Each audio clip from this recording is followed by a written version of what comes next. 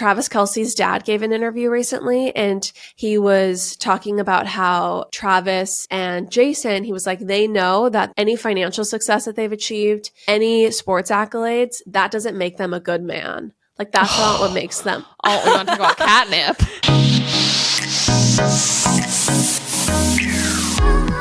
Well.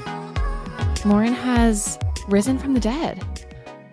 Oh, yeah. I was like, what is going on? Do I look that terrible?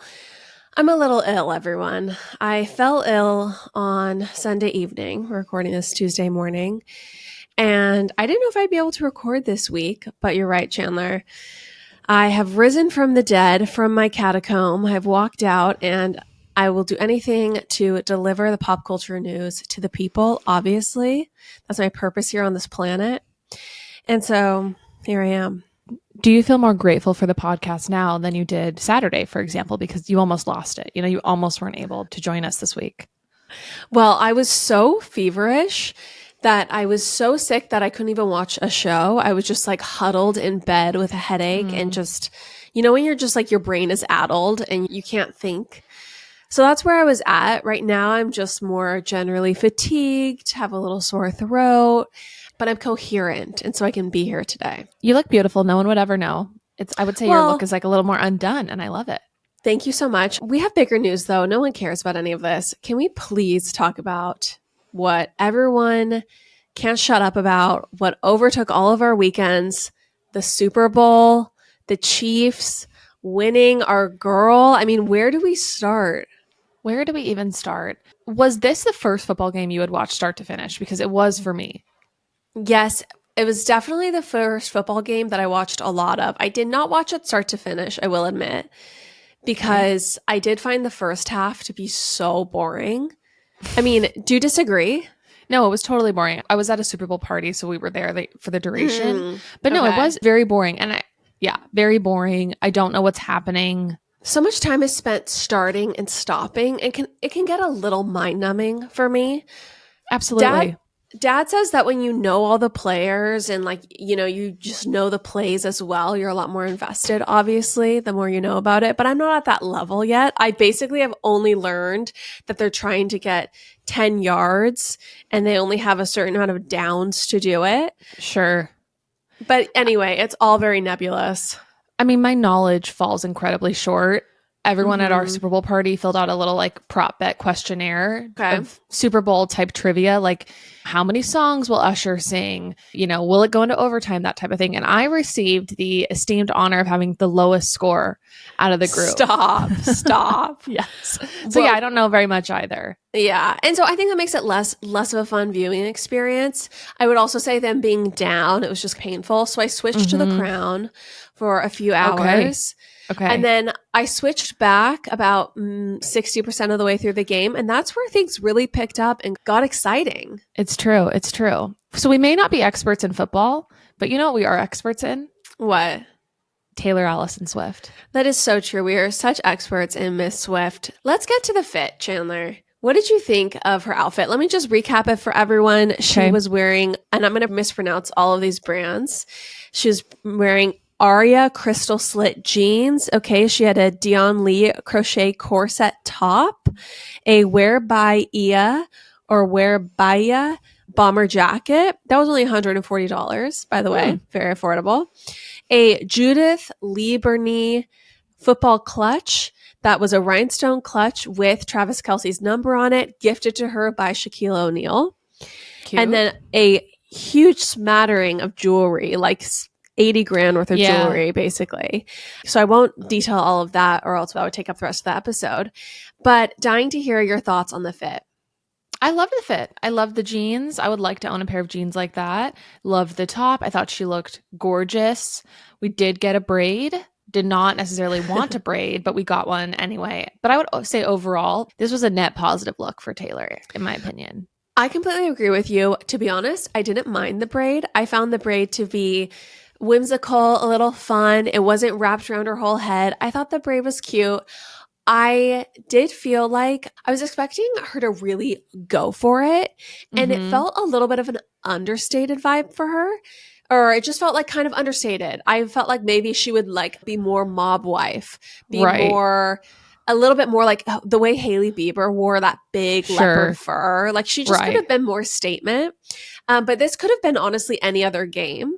Right. And I kind of appreciate that though. Like I appreciate that she really took the supporting role, was not trying to steal the spotlight as much as possible. I think honestly 10 out of 10. The look was so good.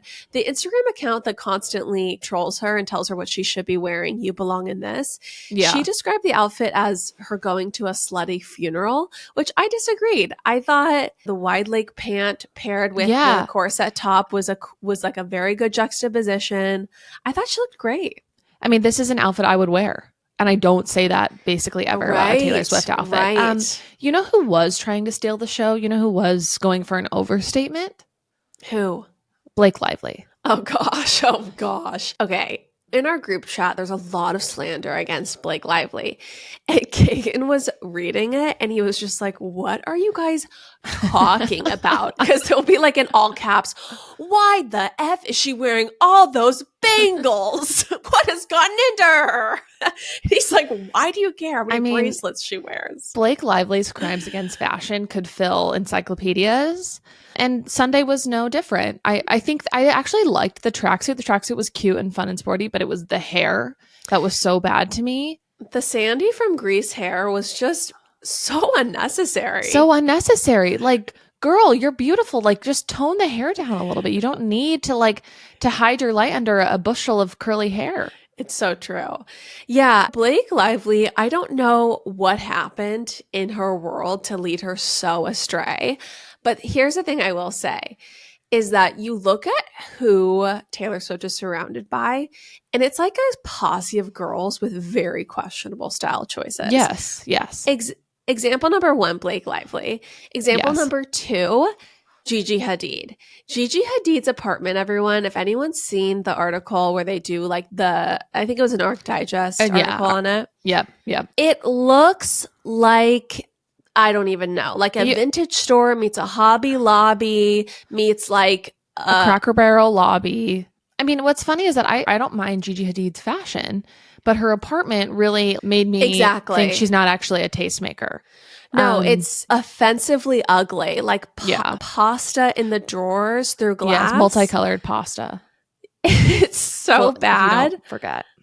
Yeah, and then, that's worth a deep dive. That's worth. Sorry, we did do a deep dive on it. That's worth going back on our catalog to listen to it. It's absolutely worth watching that video to just be completely destroyed inside with how certain people with endless money at their fingertips choose to live. Also, by the way, everyone needs to look up the picture of Taylor Swift's kitchen in the dining area in Miss Americana where she's having that dinner with Abigail, because it looks like the inside of Mrs. Weasley's home. I understand a little bit more why that kitchen looks the way it does.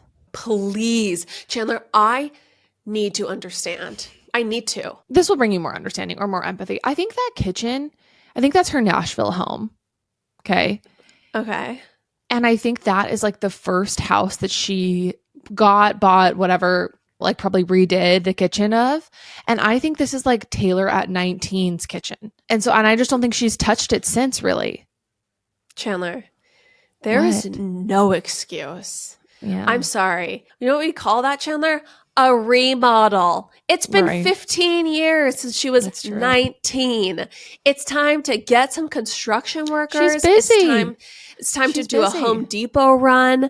It is time to green light a redo. Anyway, we're digressing though. So apologies, everyone. Can't wait for the hate about our delusional commentary on people's homes we can't afford. Bring it on, baby. Which is absolutely valid. I mean, that's a common theme with us, so we're not planning on stopping that anytime soon. It's true. Okay, experience watching the game. Fun. Did you enjoy it?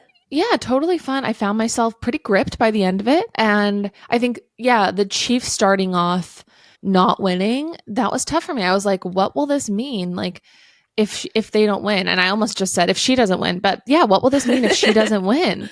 I was just like, I was worried about like how society might crumble. And thank goodness we don't have to now know that reality. I mean, civilization is still intact. We can still get gas at the gas station. There's food at the grocery store on the shelves. Yes. And that is due to the facts that the Chiefs pulled through, absolutely. Because if Taylor Swift lost in 2024, that would be the universe breaking down. So you're completely correct. Yeah. I had a funny moment, though, where we were watching it with friends who know way more about football. And I was like, so what's Patrick Mahomes about? Like, what's he like? And it's just funny because our friend was like, he's the best quarterback in the world. And it's just like, I just don't know shit about football. I don't know anything about football. I barely knew who actually, I didn't know who Travis Kelce was until he stepped on the Taylor Swift scene.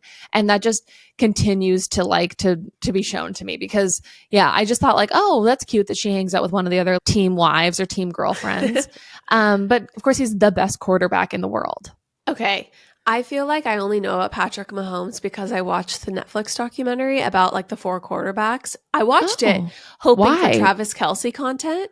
Well, he's a tight end. I know, but Taylor started dating him. And so I found out that there's a doc on Netflix. Got it. So I watched it thinking that we would see some Travis Kelce. It was actually about his brother, Jason Kelce, and 3 other quarterbacks, one of which is Patrick Mahomes. So can you confirm, is he the best quarterback in the world? Yeah, he's absolutely exceptional. Also, I find him to be incredibly charming. I find his Christian religious values to just be really special. He is with his high school sweetheart to this day, Brittany Mahomes. They have a few children together. I'm a Patrick Mahomes stan. I honestly know basically nothing else about him, but I definitely ship him. And this does bring me to the subject of Brittany Mahomes. Yes. And everyone, this conversation about the Super Bowl, it's not going to be organized. There's going to be a lot. This is not a straight line. There are other podcasts for that. Exactly. There are other podcasts for actual Super Bowl breakdowns. I have such a soft spot in my heart for Brittany Mahomes because she's so maligned, right? People really dislike her. See, I didn't know this. Actively hate her. Yeah. Really? Yes, she is really disliked.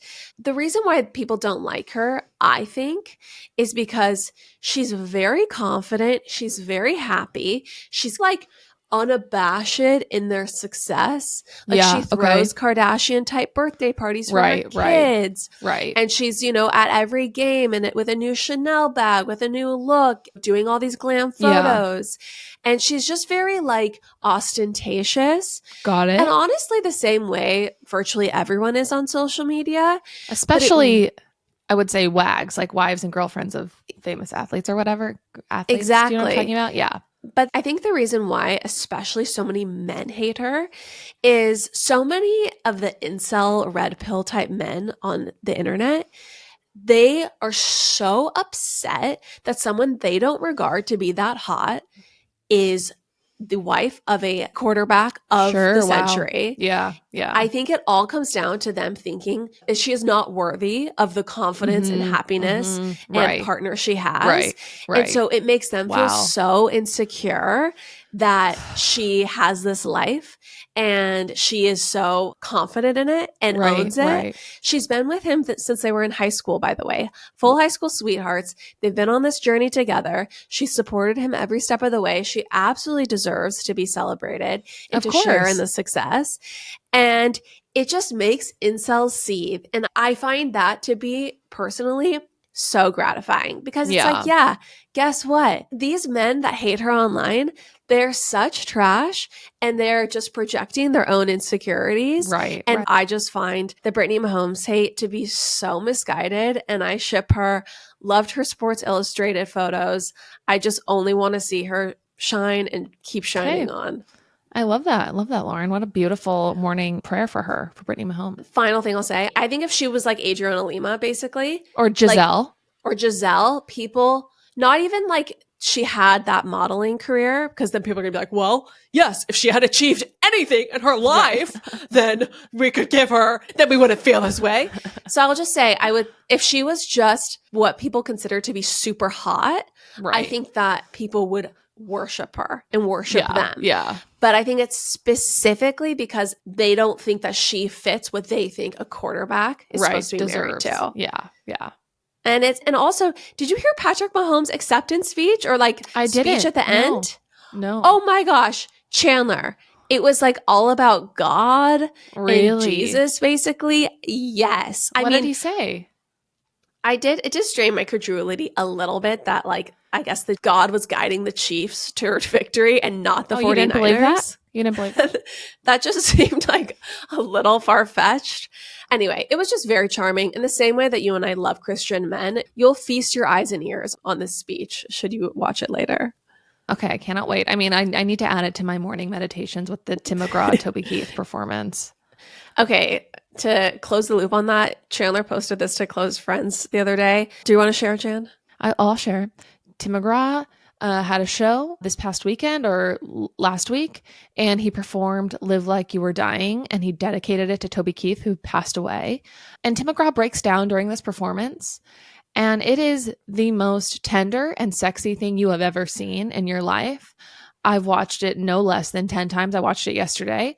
I texted it to all of my friends, anyone I thought who could really use that type of inspiration and just general sexiness in their life. And it's so good. There's something that I said this on Close Friends, but Lauren, the sweet spot for Lauren and I is when there's just like a little bit of God-fearing in a man and also extreme sexiness. Both of those things really do it for us. Yeah. And are we with men who are like that? No. But does that do it for us? Yes. Yeah. That is our catnip. Okay. That is so absolutely catnip. I hate it when you say that. What does that even mean? I think it's like a treat. I think I heard Tina Brown refer to Camilla as King Charles's sexual catnip. Oh. Just like, oh. Anyway, yeah, a love for Jesus, it really stirs us in many ways, Chandler. To be honest, though, I think even a love for Jesus might be a little too far. It's just like a man who respects and knows his place in the universe. Like, I think it's more God-fearing. It's an than like getting into full Bible. It's an energy, and I think that it's very much a lot of Southern men have this kind of like masculinity, chivalry. Like Travis Kelce's dad gave an interview recently, and he was talking about how Travis and Jason, he was like, they know that any financial success that they've achieved, any sports accolades, that doesn't make them a good man. Like that's not what makes them. Oh, we want to talk about catnip. Okay, Chandler's going to take a break in her room for a second, you guys, while I do an ad. Oh my gosh. Do you need some private time for a second? That's catnip. You know, you're right. You're spot on. That's what we want. And Ben and Kagan are men of value, but there's something about God-fearing that I love, especially in a man. Not necessarily in a woman, but in a man, it's really up my alley. Okay. Now that we have waxed poetic, I think we need to bring it back to the game, Chandler. Can we talk about Travis's Kelce? Oh, you mean bring it back to God guiding the Chiefs? Let's bring it back. Exactly. Let's bring it back to God guiding the Chiefs in the moment, Chandler, when God may have had second thoughts about that final touchdown. Okay. When Travis Kelce, people are saying push. Some are saying committed elder abuse. Some are saying had a firm moment as a passionate athlete on the field with his coach in a game he loves, with a team he wants to help defend. Okay, what was it? What could it be? Okay, so everyone, Travis did have a moment on the field where basically what it looked like to me, he like let his body definitely tap and push his coach. And what's his name? Andy Reid. Andy Reid. Yeah. He let his body tap or push. This is like some very tricky verbiage. Have you ever thought about defending people who like domestic abusers? Just kidding. Sorry. Bad joke. But anyway, please continue with your defense. What it looked like to me is he was so hyped up that he kind of was just like, blah. But it didn't have the energy. Like, he didn't put his hands on him and push him. I actually haven't seen it. So I don't know. Okay, well, the research is lacking today for the podcast, by the way. You have not seen this. You can't even speak to it. This is one of the biggest things that happened on the game. You need to watch it. Well, I was just like, here's honestly why I didn't watch it. I was like, if this is going to make me feel like Travis Kelce has like a temper that I'm afraid of, or I think Taylor should be afraid of, I'm not ready to go there. I wasn't ready to have that. It's time for you to face reality. Okay, this is what I'm going to say as I'm watching this footage. He is grabbing his arm aggressively, like he is, pinching him and holding him to listen to what he's saying. And it does cause Andy to have to put down his clipboard and kind of staggers a little bit. And it also causes another teammate to come over and grab Travis. Yeah, it was not his finest moment. Absolutely. I agree with that. What do you think? Is this elder abuse? No, I think this is aggressive male behavior. Does this mean that I think Travis is abusive? No. Yeah, but it speaks to someone who has a temper, which is what we covered in the group chat. Yeah, I think it speaks to someone who has a temper. It's not a good look. I talked to Dad about it. Oh, you did? Like separately offline? I had a 40-minute conversation with You're Dad kidding. about the game. First of all, Dad was like, did you see what he showed up in for the Super Bowl? He's like, this guy is probably a little bit of a tool. I mean, Dad and I are on the same page. I did not like Travis's look. Super Bowl look. You liked it. I do. I like his flamboyant style. I like that he's not boring. I like that he has the swagger. It's fun. I like that he does fashion. I just don't like the execution always. But him and Taylor are perfect for each other. That's true.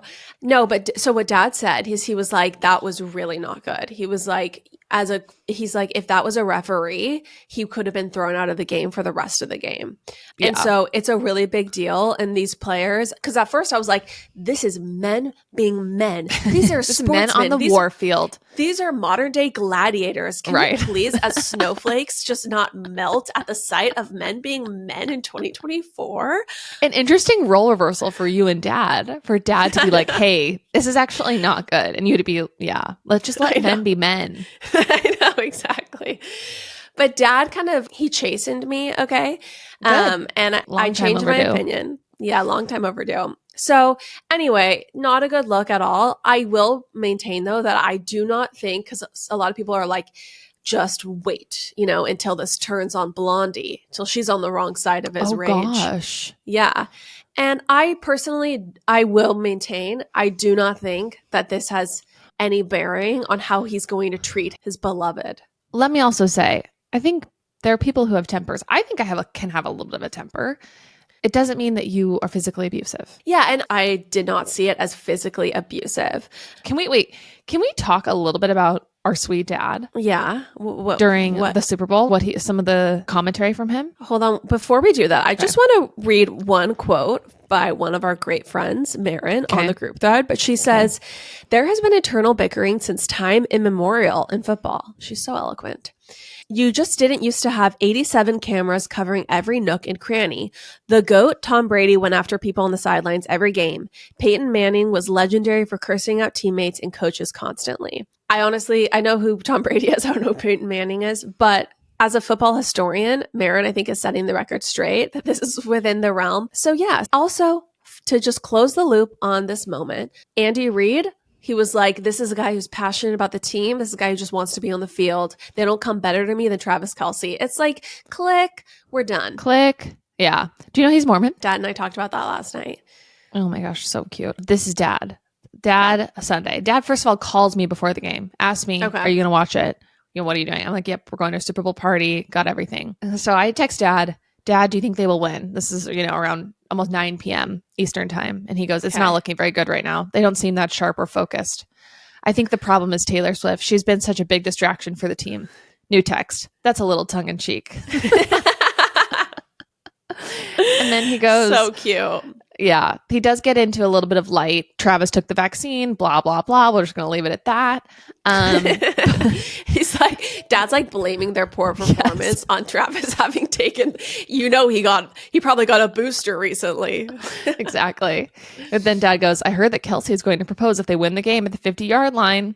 Anyway, it's just very cute. It is for sure giving us new material with Dad that's really sweet and common ground, and I love it. He's probably going to listen to this too. So I think he's low-key trolling us, by the way. Oh, I don't think he actually thinks that it's because of the jab. He's just like fully playing the character. Yeah. Also, he asked us multiple times, like if we were finding any content to talk about on the podcast. He was like, I'm just trying to keep you guys relevant. Do you have stuff to talk about now? on your podcast. I wanted to tell him, Dad, we have to get relevant before we need to stay relevant. Stay relevant, totally. But thank you so much. That's really a sweet thing to say. Right. Anyway, it's been very sweet. And this is why, once again, we love Taylor. She's uniting mothers and daughters, fathers and daughters. This is why we stand her and Travis. One more text from Dad that you didn't respond to, so I'm not sure you saw this. Dad said, well, one pretty bright point from last night's game may be the beginning of a baby boom. The theory, Chandler, is that Patrick Mahomes saves the day by winning the game, so now Travis can propose to Taylor. And she will say yes, and they will get married and start having babies, and all of the women of your generation will want to be just like Taylor, hence a baby boom. I wouldn't put it past her. She is supersonic. She could definitely kick off a baby boom. Stranger things have happened, honestly. Yeah. And maybe that's what we need. We do have a population crisis. Okay. And so if Elon Musk can't solve it, the only person is Taylor Swift. I agree. Wow. Okay. There's so much to say about this Super Bowl. I still want to get to more. Can we talk about the speech he gave? Viva! Yes. Loss. I won't What's there to say? What's there to say when you're in love? It's just it's like, what do you accept for what you get? What problems do you work with? What icks do you just live with? She visibly was a little cringed, I thought. Little pained. But a little bit just like, oh. It is what it is. It's just tough because he's just not, he never is like, I need to be too cool. And that's what I think what she had with Joe. And to be honest, that is why I am his defense attorney when it comes to his bedazzled tracksuits. Yeah. And that is why I'm a Travis Kelce apologist, because I find his exuberance and his lack of like I wouldn't say self-awareness, but self-editing to be special. Well, like I think it's fun that he's just such a goober. I think that speaks to true confidence. Exactly. Yeah. Like he's having a good time. Right. Like whether you want the 5th Viva Las Vegas or not, you as a stadium, you're about to get it. Can we get to the after party, the clubbing? Okay, let's talk. Okay. Because that's where I think he also really shines as someone who is just, he's not caring about being too cool at all. I'm having trouble. I know. Speaking. Let me just start by saying my face is these numb. videos were hard. Like I literally need to be able to feel my face as I talk about this because even thinking about them, I'm about to, I don't even know, just like ascend. Let me say that while watching them, I had a little bit of Joe Alwyn in me, like a little bit of, oh my gosh, this is a little cringe. And that's not coming from a place of like judgment, but just like, oh my gosh, like they are truly so unapologetically in love. And he does not care at all. Like he wants to get up. Care at No, he is loving every second. Every second. Like there at one point the DJ plays You Belong With Me and he goes up to the DJ booth to like sing it back at her. If you would have told me that Taylor Swift's boyfriend was going to do this like in the year 2024, I wouldn't have believed you. I wouldn't have believed you at all. He goes up to the DJ booth, has them pause the song so that he can basically say, like point to her and go, you belong with me. And it was just so adorable. How about when they play Love Story club version? Yes. Okay. Which I didn't even know was available, or else I would have absolutely had that play at my wedding. I know. Lucky for you, it is available for all of your, Please play it at yours. Please. I will. I'm going to beg of this of you. We'll see. But it's so cute. Yeah. And when the line goes, and you are the prince and I am the princess. He points to himself when it says you're the prince, and then he points to her when it says you're the princess, and they mouth the words, and then he like leans in to kiss her, and then oh my gosh, it's so cute. And then like within 3 seconds of the kiss being over, he can't get enough of her. He just grabs her by the waist. Ugh. Like he is all over her. It's so cute. This is someone who was a fan of Taylor Swift before he started dating Taylor Swift. And I think that is really sweet. This is like, in a way that's maybe like cringy to people like me who are like, no, she needs to, like at times I want her to be with some too cool artist or whatever. But then I'm like, no, she should be with this guy who's fucking obsessed with her and who was so obsessed with her music before and who just can't get enough of her. We're like, yeah.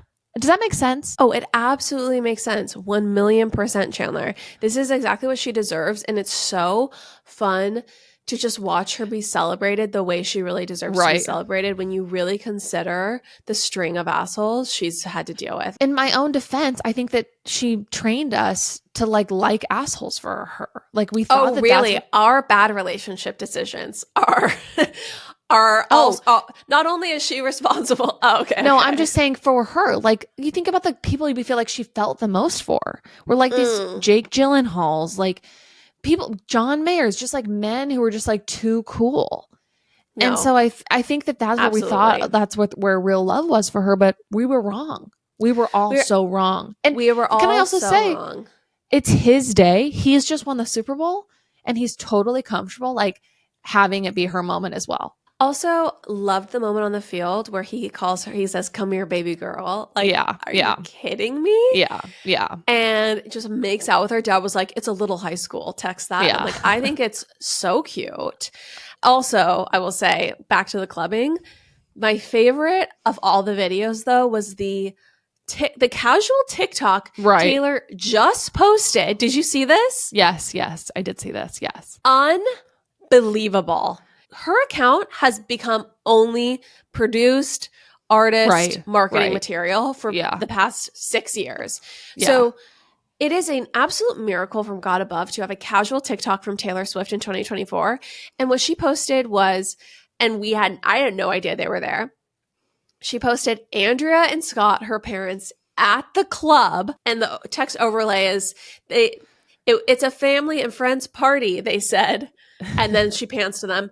And then it goes, "Bring your parents," they said. And you see like this full club, Las Vegas club, just these crazy lights, full nightlife, drinks in their service. Hand. Yeah. And then there are Andrea and Scott. And it was so cute because Scott does I could have seen our dad doing this too. He kind of just like makes this crazy expression with his face. Like, yeah, party time.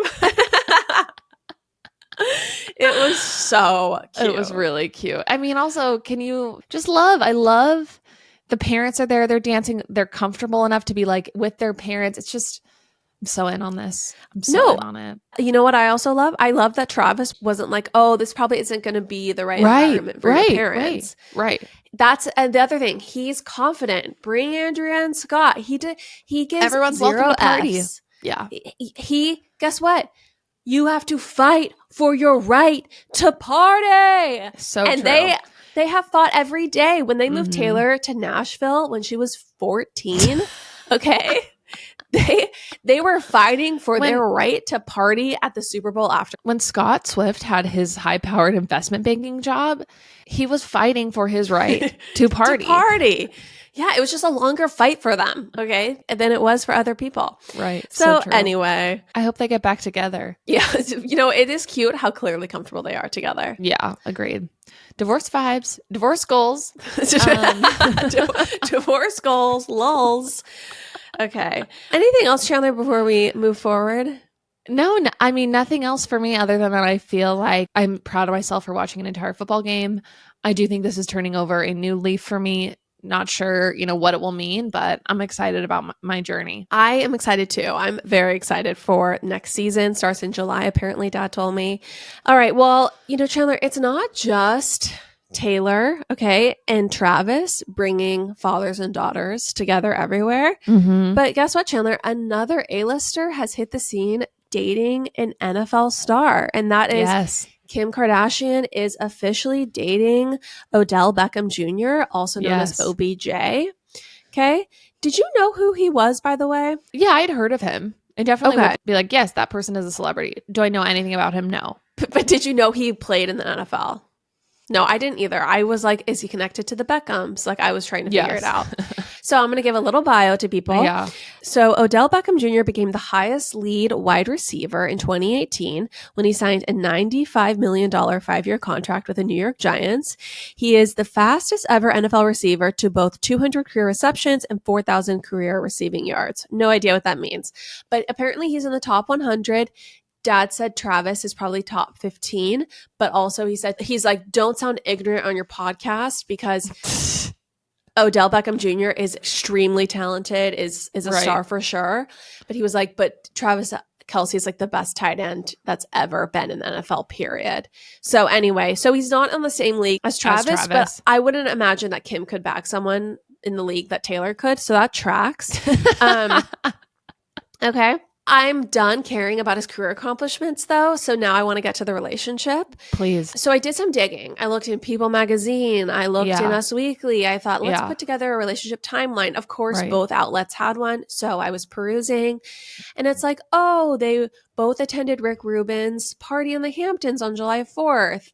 They were seen at the pre-Grammy party Jay-Z threw. And, you know, they now went to a Super Bowl after party together. And it seems like they're publicly dating. This was their first time being out in a public environment. So the Chandler, oh man, how do I? Okay. So what are you about to tell me? Well, it all was pretty vanilla, right? All this content about them. I was like, I got to come up with a hot take about this person I couldn't care less about.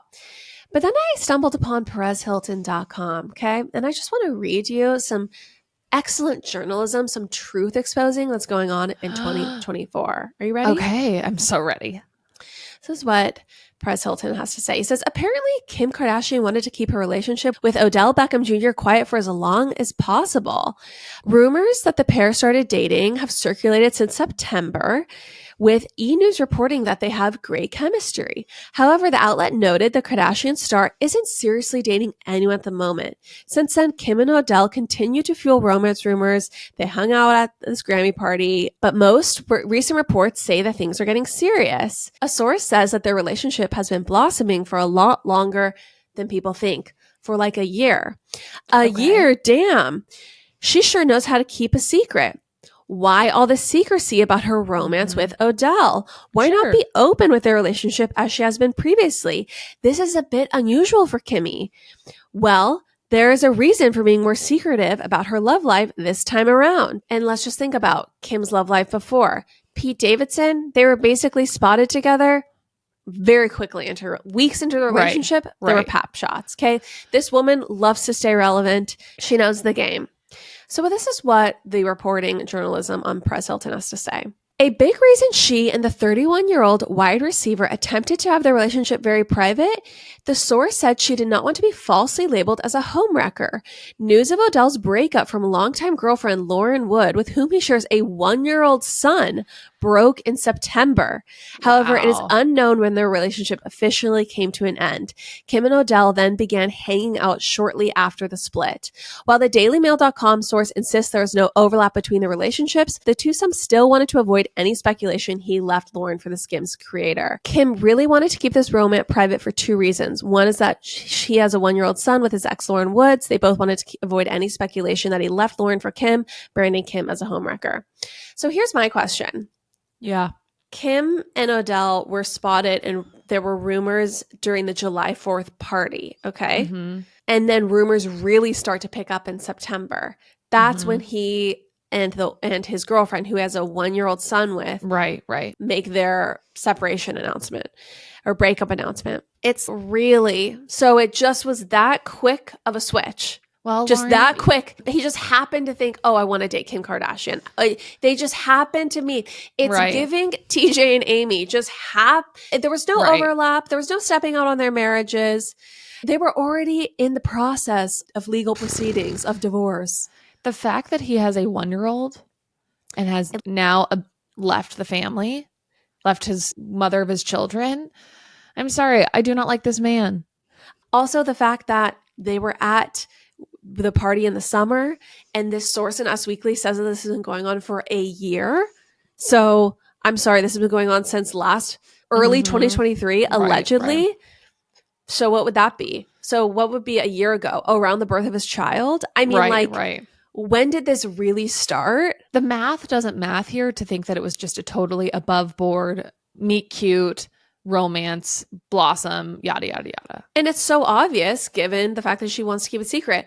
Also, I just find it to be so disappointing because I was really hoping when Kim was done with Kanye, she would enter a new era and date someone who maybe, was more adjacent to her philanthropy. Like maybe was a little bit more serious.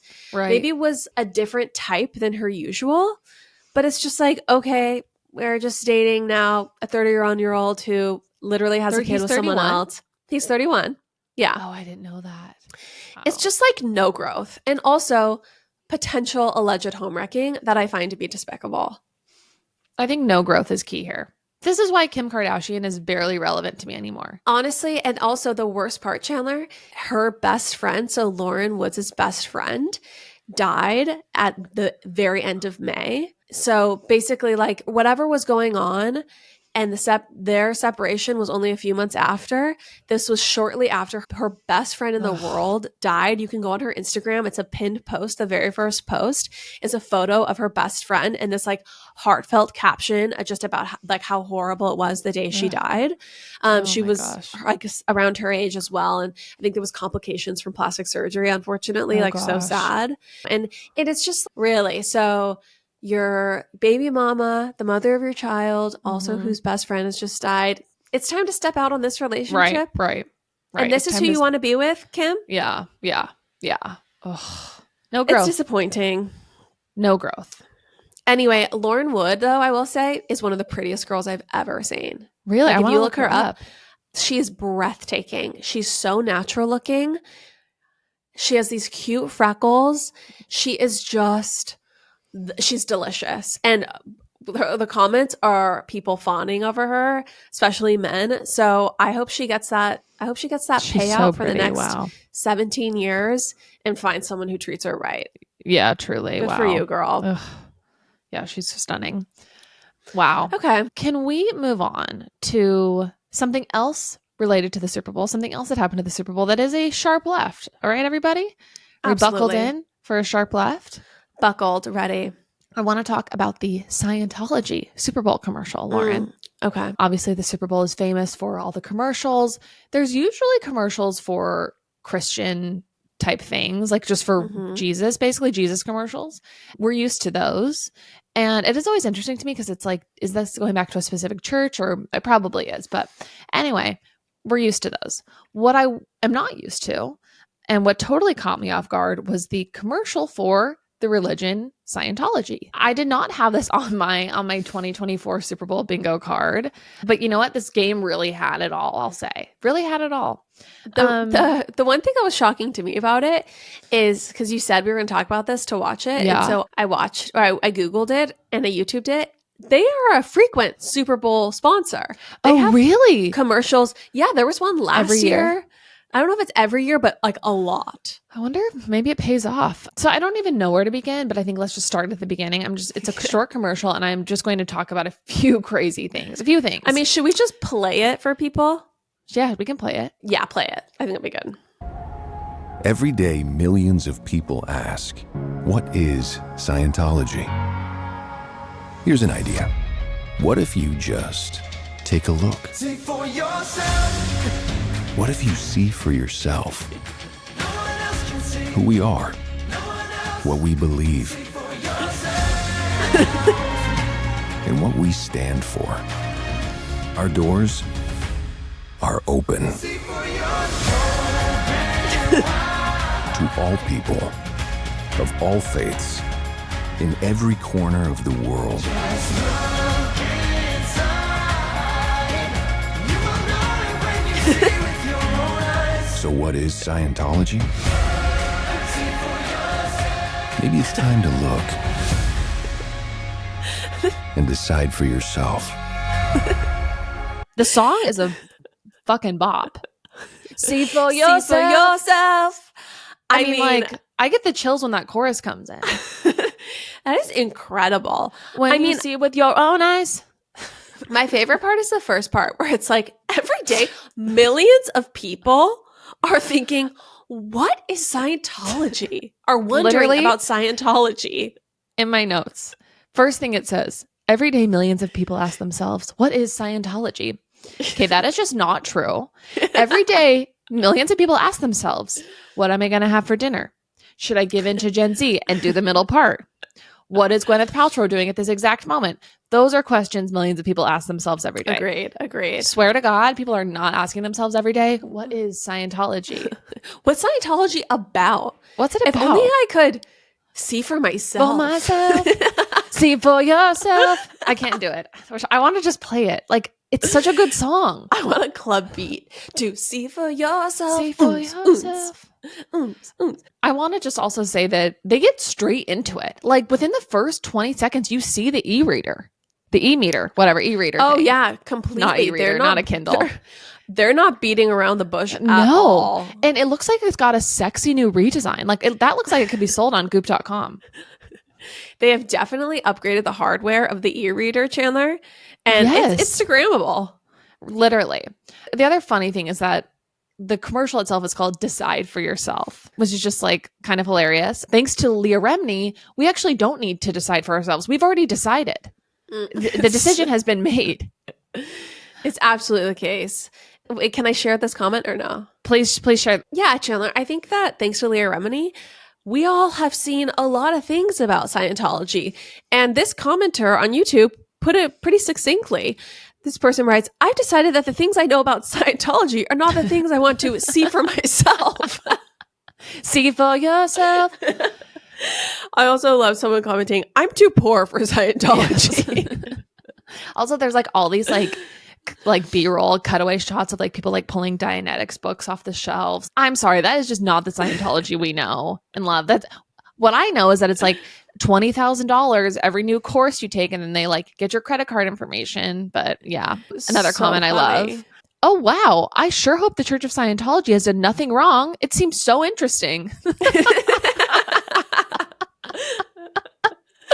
Oh, so good. I think that we should consider, Chandler, Yeah. a Super Bowl commercial for pop apologists next See for year. yourself. And so we could start it with every day millions of people ask themselves, who are the pop apologists? This is great. And then we can cut Song? to a song that says, listen for yourself. Yourself. And then it can be like a woman in Sri Lanka with headphones Right. on in the mountains, Right. hanging Yes. up laundry, laughing. Totally. Laughing. You know. Laughing. Yeah. We can cut Literally to, like someone picking up a People magazine in the grocery store, laughing, like thinking of us. just across the word, across every culture. Okay. We spanned all of humanity We do. with the gifts that we can give. See for yourself. Listen for See for yourself, yourself. people. I want to make See for Yourself our new intro music. Please, everyone, join the Patreon, join our close friends so we can Yeah. afford our Super Bowl commercial. Yes, please. Please. Please. We think this would be really big for us. I do wish they would have put something at the end like free consultation to find out where Shelly Miscavige is. Now I would have, or that's something I would like to see for myself. That's something I would like to investigate further. But of course they didn't. Or what if it was just like the same type of voice tone as prescription medication commercials that are like side effects of going missing, of never being seen again, or seen by 0.0001% of the community? Literally. Anyway, I thought that was hilarious. So funny. And now I have a new favorite song. Speaking of Scientology, though, we do Yeah. have another new couple on the scene. Lauren. Yes, we do. Chandler, take it away. We've Just got, what I've been dying to talk about. I think what is interesting and how I will tie this to the previous segment. So we have talked about how the Church of Scientology would like Tom Cruise to have a wife, to like settle down and to take another wife. That sounds like misogynistic. But because Tom Cruise is kind of like the poster child for Scientology, I think they would really like to see him settled with somebody. And we know that David Miscavige and Tom Cruise are very close. So I was doing a little bit of reading about this, and Scientology's leaders would love the positive press that would come with Tom crowning Elsina, which is who his new girlfriend is, the church's new queen. So let me just say, Tom Cruise is dating a Russian socialite whose name is Elsina Khayrova. I'm going to go ahead and I think I'm saying that somewhat okay. She is a Russian-born former model who now lives as a British citizen in London. She is extremely rich. She was married to a very rich man in Russia who I think dealt in diamonds or something. I don't know. She has like ties to Putin. Anyway, she got like a ton of money out of her divorce settlement. In fact, her ex-husband has this to say about her now dating Tom Cruise. Are you ready? He spoke to Page Six about their bitter 3-year divorce battle, which cost him more than $150 million. Wow. He said, irrespective of whoever she's with, Tom Cruise or anybody else, they should be aware that she likes the finer things in life and has expensive and luxurious taste. Tom should keep his eyes and wallet wide open. I'm happy for her. I wish her all the best. I mean, she's also very rich on her own. So Right. pretty sure she doesn't need Tom's wallet for her trip to Prada. The thing that I was interested in here, Chandler, because I feel like when it comes to this romance, it seems so random. Like, what do these people have in common? Right. It seems so strange. I was thinking, oh, he must have a movie coming out. And so this is the PR way of getting him more in the tabloids. This is the way to promote it. His next movie is until 2025. And so that I could see. I think that this is, you're right, completely for Scientology. But I also think that they don't just want him to be married. They want him to have a very wealthy wife that they can also drain of her resources. Of course. Yeah. And no doubt she'll have to do Scientology for him. Yeah. She will probably be treated in Scientology like a god. So I'm sure that'll be a more pleasant experience for her than some of the people, I don't know, like cleaning toilets for $2 an hour in Clearwater, Florida right now. Exactly. So. Yeah, agreed. So anyway, much is happening in Scientology, everybody. Billionaire. It's billionaire. See for yourself. Chandler, well, I actually need to skedaddle because there's a new Scientology center that opened up in San Juan, Puerto Rico. Oh my gosh. And I've always wanted to see reading for myself. I've always wanted to see for myself about Scientology. Okay. I am going to get audited right now. I got to go to an audit. You guys, thanks for listening to our little pod. Thank you, everybody. We love you. Appreciate you. We'll be back. We certainly will. We'll be back on Friday with Patreon. And then we have some very exciting episodes coming up as well. Thank you all so much for listening. See for yourself. You guys, can we just beg of you to do one thing, please? One thing. Please, everyone. Go to our Apple Podcast reviews and leave us a 5-star review. And if you do that, if you write something, send us a screenshot, email it to popapologist@gmail.com. We will send you a little surprise in the mail. We really need some reviews. It's been a minute since we've gotten an influx, and frankly, we don't have enough compared to how many people listen to the show. It's out of balance. Exactly. It's out of balance, you guys. Go to Apple Podcasts, leave us a 5-star review, take a screenshot. If it's not 5 stars, I'm sorry, you're not getting a surprise. There's no special surprise coming in the mail for you. But if you would like the special surprise, 5 stars, write a review, and then email us a screenshot, popapologist@gmail.com. It would really mean the world to us. The reviews truly help us so much, and we would truly appreciate it. Bye. Bye.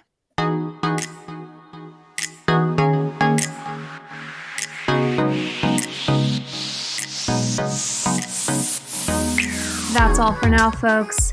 Don't forget, give us a 5-star review, hit us up on Instagram @popapologists, and we will see you next week, live every Wednesday.